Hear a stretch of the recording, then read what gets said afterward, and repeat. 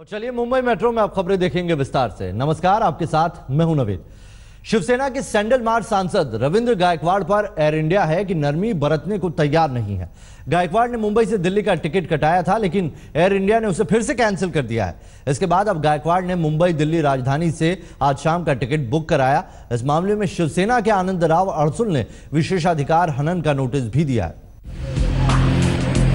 Air India के विमान को अपनी जागीर समझने वाले शिवसेना के सांसद महोदय की हवाई यात्रा के दिन जैसे लद गए हैं। आज तक ने मुंबई से लेकर सूरत तक उनके उस कोच में सफर किया, लेकिन कहीं से भी वो नहीं चढ़े, नहीं बोरीवली से, नहीं वापी से, नहीं सूरत से। तो कुल मिलाकर आखिर वो किस रास्ते दिल्ली पहुंचने वाले हैं, ये वाकई में एक रहस्यमय बात है। उसके बाद पूरा चार्ट चेक किया गया कि भाई first AC, second AC, third AC, तीनों ही एसीज में वो मौजूद नहीं थे।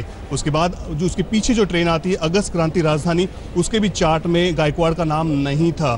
तो कुल मिला के चार्ट में, मुंबई राजधानी के चार्ट में उनका नाम दिख रहा है, लेकिन रविंद्र गायकवाड़ नहीं दिख रहे। तब सवाल ये होता है कि आखिर वो हवाई के रास्ते तो दिल्ली नहीं पहुंचेंगे, उसके बाद ट्रेन के रास्ते अगर पहुंचते तो किस ट्रेन से वो जा रहे हैं वो किसी को पता नहीं। सड़क के रास्ते अगर जाते हैं तो किस रूट से हो जाएंगे, क्या किसके साथ जा रहे हैं, इसकी कोई जानकारी नहीं है। तो कुल मिला के आखिर मीडिया से बचाते वो शायद दिल्ली पहुंचने की कोशिश कर रहे हैं, लेकिन मुंबई के रास्ते वे अब तक दिखाई नहीं दिए। वैसे एयर इंडिया समेत दूसरी विमान कंपनियां उन्हें अपने गेस्ट बनाने में पहले से ही गौरव का अनुभव नहीं कर रही थी। वो ये सही बात है, लेकिन मैं 10 बार समझाया, उसके बाद भी उन्होंने बोला उतार नीचे, एमपी कौन। दरअसल महाराष्ट्र के उस्मानाबाद से सांसद रविंद्र गायकवाड़ उस वक्त सुर्खियों में आ गए जब उन्होंने मनचाही सीट नहीं मिलने पर बुजुर्ग कर्मचारी पर सैंडल से पीटने का पराक्रम दिखाया। महिला कर्मचारी लोकतंत्र की रवायत समझाती रही, लेकिन सांसद तो उसे जैसे प्लेन से नीचे फेंकने पर उतार उठे। स्टेज पे बहुत मुश्किल से आपको ये जगह मिली है ना। You are a representative, you are a democratic leader, we have elected you. लेकिन बीच रास्ते में भी वो पत्रकारों से उलझते रहे। कोई भी हो यार, चलो।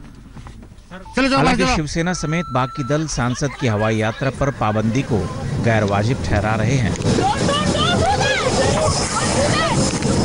लेकिन उस हादसे की चश्मदीद एयर होस्टेस भी बहुत कुछ बयां कर जाती है। 15 साल की लड़की को 3 बार बेचा गया, जिस्म फरोशी के लिए बेचा गया, शारीरिक संबंध बनाने के लिए मारा पीटा गया, तरह तरह की यातनाएं भी दी गई, भूखा रखा गया। बड़ी मुश्किल से किसी तरह से ये लड़की अपनी जान बचाकर वहां से भागी। पुलिस ने 3 आरोपियों को अब गिरफ्तार कर जांच शुरू कर दी है।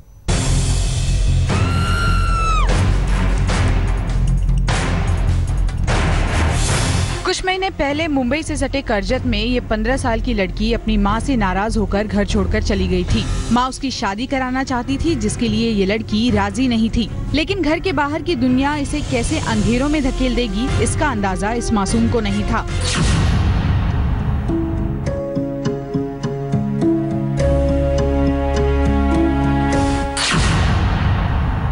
इसकी एक पड़ोसिन इसे बहला फुसलाकर अपने साथ अहमदाबाद ले गई और जिस्म फरोशी के धंधे में धकेल दिया। लड़की के मुताबिक वहां कुछ आदमियों को बुलाकर इसकी नीलामी भी की गई और एक 35 साल के आदमी ने इसे खरीद लिया।